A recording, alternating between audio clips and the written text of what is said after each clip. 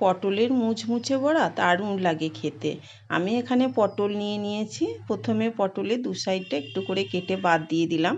তারপর পটলের খোসাটাকে না ছাড়িয়ে এইভাবে মুঠিতে চেঁচে ওর ওপরকার খোসাটাকে বাদ দিয়ে দিলাম। তারপর পটলটাকে দু আধখানা করে নিলাম। একটা চামচের সাহায্যে পটলের বীজগুলোকে সব বার করে দিলাম। এই দেখুন আমি চামচের সাহায্যে বীজগুলোকে বার করে দিলাম। তারপর আমি পটলটাকে এই যে বীজগুলো বার করে দিয়েছি, এইবার আমি পটলটাকে এক সাইড থেকে বেশ সরু সরু করে পাতলা পাতলা করে কেটে নেব। এইভাবে সরু সরু পাতলা পাতলা করে কেটে নিয়েছি। এই দেখুন প্রত্যেকটা পটলটাকে আমি এই একইভাবে কেটে নেব। কত সুন্দর লাগছে দেখুন দেখতে, একটা ফুলের মতো। এই দেখুন সবগুলোই আমি কেটে নিয়েছি একইভাবে। এখানে একটা বাটি নিয়ে নিয়েছি, বাটিতে নিয়ে নিলাম কিছুটা বেসন। তারপর ওর মধ্যে আমি একে একে সব দিয়ে দেব।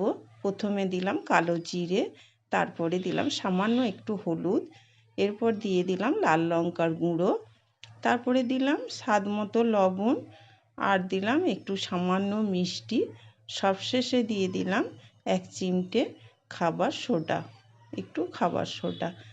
এইবার আমি অল্প অল্প জল দিয়ে একটা ব্যাটার তৈরি করে নেব। ব্যাটারটা খুব ঘনও হবে না, পাতলাও হবে না। এই দেখুন ঠিক এইরকমভাবে হবে। আমি ওদিকে গ্যাসে কড়াই বসিয়ে দিয়েছি, কড়াইয়ে দিয়ে দিলাম সাদা তেল। তারপর একটা করে পটল নিয়ে ব্যাটারে ডুবিয়ে এক্সট্রা ব্যাটারটাকে ঝেড়ে ফেলে দিয়ে এইভাবে আমি তেলের মধ্যে ছেড়ে দিলাম। এইভাবে আবারও একটা পটল নিয়ে একইভাবে আমি তেলের মধ্যে ছেড়ে দিলাম।